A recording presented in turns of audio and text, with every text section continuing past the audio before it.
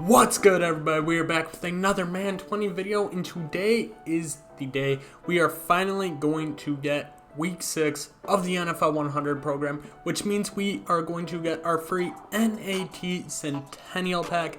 Jake Stein replied on Twitter saying that'll be a fantasy pack with all of them, so you will get to choose which one you actually want, which is a huge freaking W in my book. But what we're going to do is we're going to go through it, and I'm going to give you a rundown of my top 10 players and who I think you should take with this pack. But be sure to go through and do all these challenges.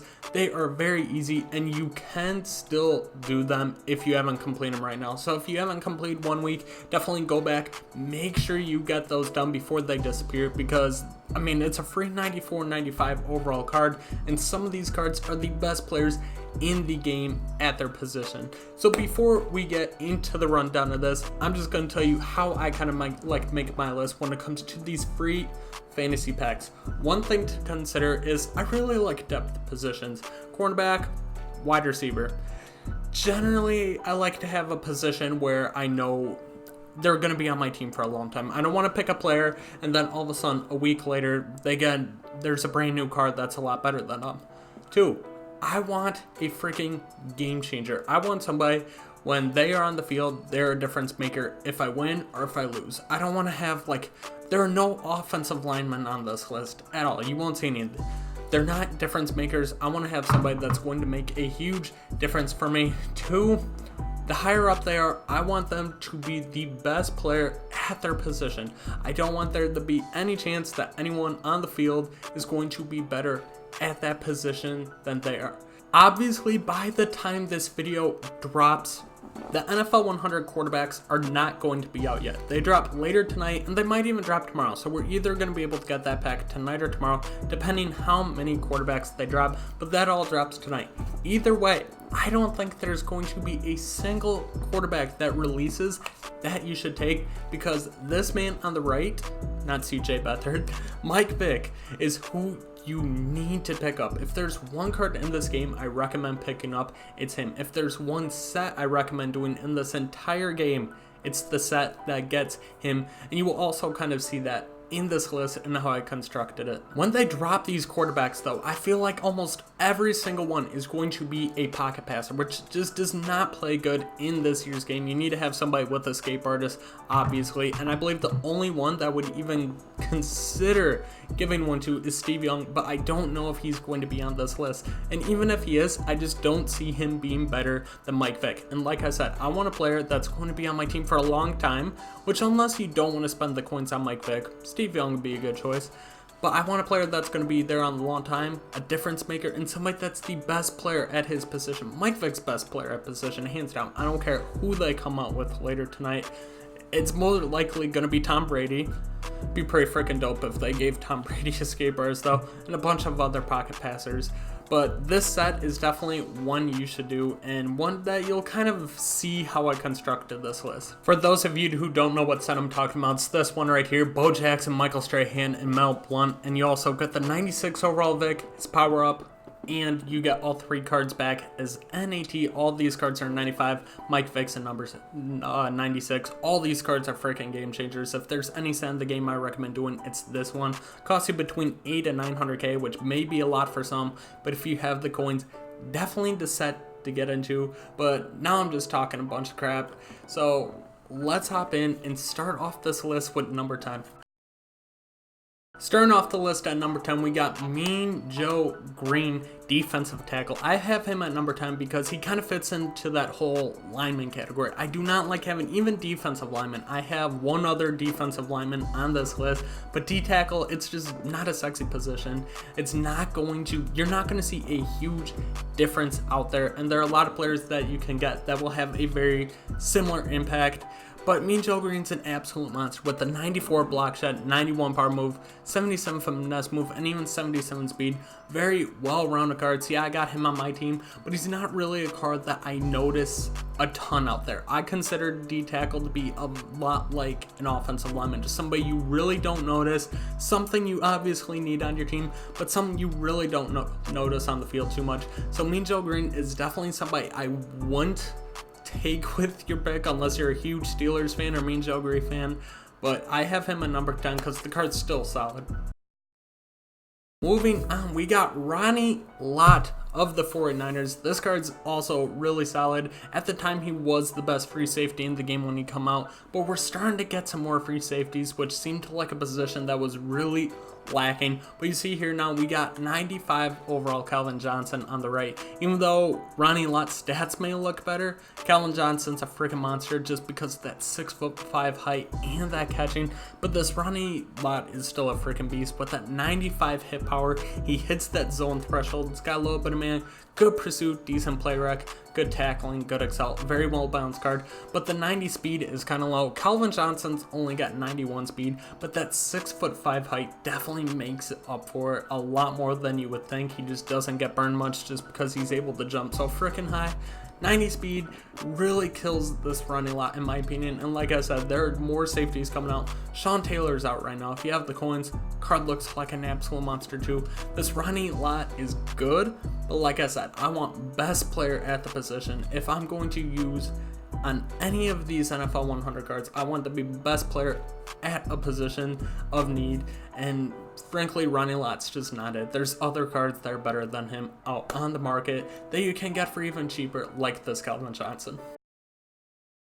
We got Rod the God Woodson up next at number 8, and this card is very, very well balanced, does a little bit of everything. Decent speed at 92, 90 jump, 90 play rec, 92 man, hits that zone threshold barely, and he's got decent press. This card's very good balance. He always plays really decent, but obviously if you look to the right, there's a card that is so much better than him that you will see later on this list.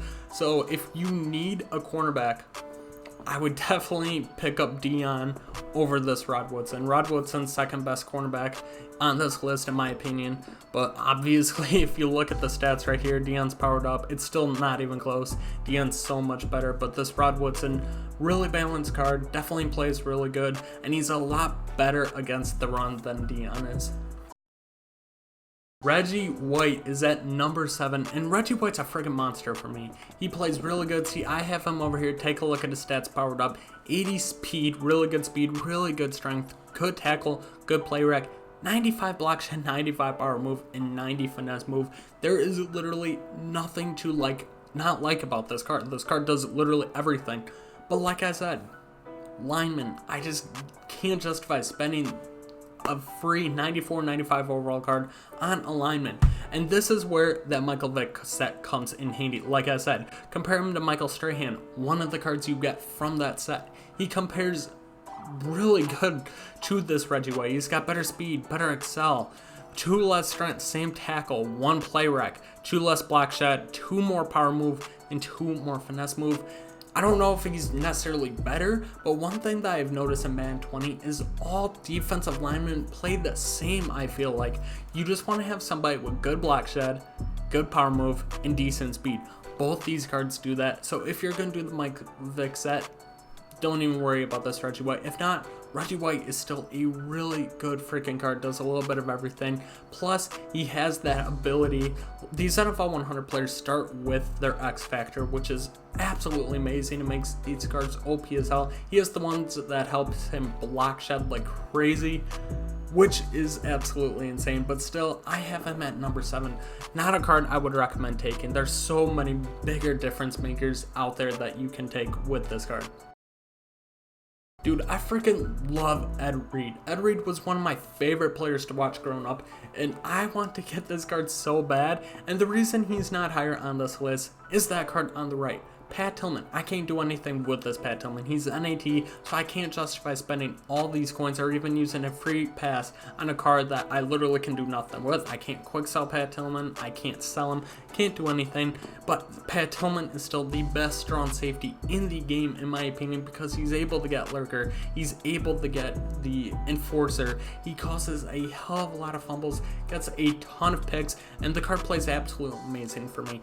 Ed Reed is a card that should be higher on your personal list if you need a strong safety and if you do not have this Pat Tillman.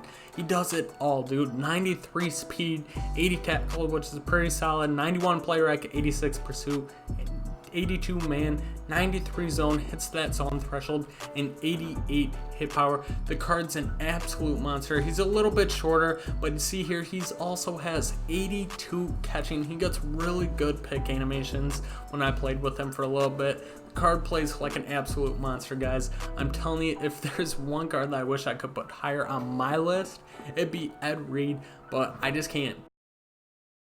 If I made this list 2 days ago, Eric Dickerson would be in the top 3. The card is that freaking good, does literally everything, and his X factor is crazy. He breaks the first tackle every single time until you tackle him behind the limit, which, trust me, it's so hard. This card just breaks so many freaking tackles.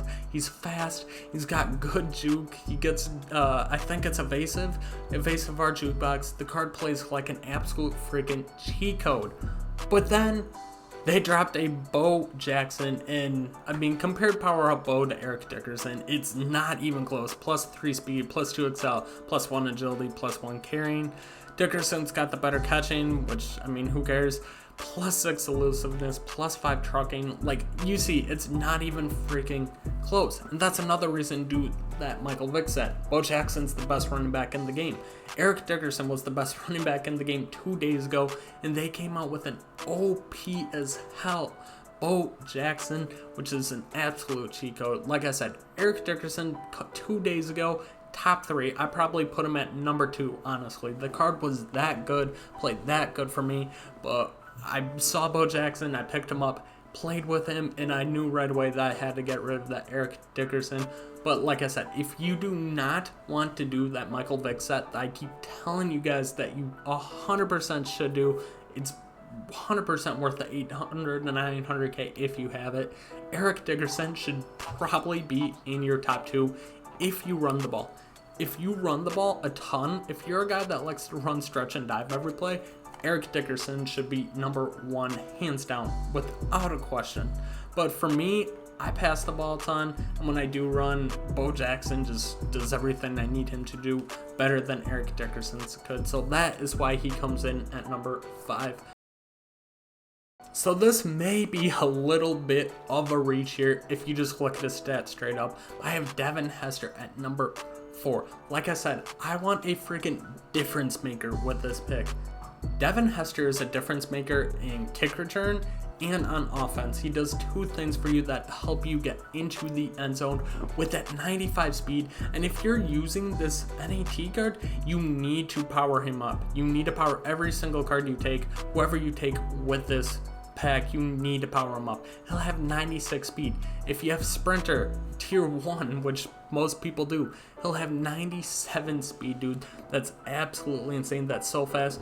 And the best part about him, why you need him on your team, is he gets human joystick, which is the cheesiest freaking ability there is. He just takes such quick cuts, and if you're good at the game and you have a good stick, Devin Hester should even be higher. The card is that good, lets you really kind of like try to juke out your opponent, and I don't know, I love it. Human joystick, absolutely insane. I believe him and Brandon Cooks are the only ones that can get him, but this Devin Hester, like I said, guys, game changer. You don't need to have him go like streak every play or run these deep routes. What you need to do with him is, if you have a cover 3 beater, you want him running that post because he's got that speed. Otherwise, you want him on a drag or screen or something. Basically, you just want him to get him the ball and then let your thumbs basically do the rest. The card is insane. Put human joystick on him. Costs 5,000 training, which is a ton. 100% worth it though. Devin Hester, once again, game changer in kick returning and offense because of that speed and human joystick ability. So we are in the top 3 now for who you should take with this, and really, any 3 of these cards I would take with number 1, honestly. Every single one of these cards are really good. It just really depends what your needs are on your team. I have Randy Moss at number 3. card is literally insane. He does everything. Best wide receiver in the game, not even close. 95 speed. You see here on the right, we got his power up version, so that's what you'll see when you power him up. 95 speed, 96 jump at 6'4" with 94 catching, 91 catching traffic, 96 pet catch. He hits all the route running thresholds. Card's a deep ball threat, and obviously, I mean, just take a guess at what X factor he starts the game off with. You get to use Moss for one play, which if you don't know what that is, basically you lob it up to him. If it goes 55 plus yards, doesn't matter if 4 people are on him, he's coming down with the ball about 90% of the time. It's absolutely insane. Thank God they only made it for one play, otherwise it was going to completely ruin the game. So glad they did that. But Randy Moss is an absolute cheat code. Best wide receiver in the game. Like I said, it really depends on your scheme. If you are somebody who passes the ball a lot like me, I would even consider putting Randy Moss at number 1. There are 3 cards in this game that whenever they come out, they're just instant game changers and the best at their position and are for a while. One of them is Randy Moss, and it's just frankly the freaking next 2 in this video are also those 3 cards that come out all the time, and they're just instantly the best at their position and they play better than their stats show. Randy Moss is a cheat code, definitely somebody you should consider taking. Deion Sanders is another one of those players though. Take a look at his powered up stats, 96 speed, absolutely insane, good man, good zone. His press actually isn't as bad compared to most Deion Sanders card. This card is absolutely locked down. He catches everything, gets crazy pick animations, crazy speed, really easy to get really good returns with. Good on kick returns too, so he's got two-way ability there, does a little bit of everything for you. And like I said, he's absolutely locked down guarding the best receiver on the opposition. The one downside to him that everybody knows about Deion Sanders is he's terrible in the run game. He's got like 40 block shed. He gets no shedding. He's terrible when it comes to the run. But if you're facing somebody that's non-stop pass, this card is absolutely locked down, and he's easily the best cornerback in the game and somebody that's always good, and you know he's going to get an upgrade later in the year as well. But he does not make number 1 on our list. Boom! The number 1 player on this list, in my opinion, is Lawrence Taylor, the best defensive player of all time. This card's absolutely crazy. Once again, I have his powered up stats. 89 speed is absolutely insane for an outside linebacker. He's got 91 block shot, 93 power moves, 92 finesse move, and honestly, with that 89 speed, he's really good at stopping stretch, and he's actually not too bad in the passing game too. He gets picks, he makes plays on wide receivers. The card's just an absolute monster, and he also has the ability where he starts the game and he instantly block sheds, gets to the quarterback insanely quick. Like, I'd be lying if I said I'm not averaging 3 to 4 sacks a game with him. This card gets a sack, I feel like, every other play. He's just that good. Whenever I get a sack, it's always Lawrence Taylor. This card is, in my opinion, the biggest difference maker in the game. You're going to get hella pressure on the quarterback, going to make him have to make quick reads, quick throws. It's going to lead to a lot of interceptions and mistakes by your opponent. Lawrence Taylor is the best card in the game, in my opinion, and this is who I think you should take with this pass, unless there's a position you need more. There you have it, guys. We started out at number 10, made it down to all the way to number 1 as who I think you should take with this position. Like I said though, it really depends on 1, your scheme, and 2, what positions you need. I don't know your teams. I don't know what positions your team. Obviously, I have Randy Moss, I have Deion, and I have LT. So I don't really know who I'm going to take yet. One suggestion you could do if you're in the same scenario as me is I could take like Lawrence Taylor, for example, and then I could sell my Lawrence Taylor that I already have and make like 300k. It's a way for me to make coins. I don't know what I'm going to do yet. There's still just kind of wait and see what happens tomorrow. I don't know what I'm going to do yet, but hopefully this video helped you guys. And if it did, make sure you smash a big thumbs up on this video. Subscribe to me if you're new. And also go follow me at Twitter at Bkindel_YT. Link is in the description. And I will catch you guys later. Peace.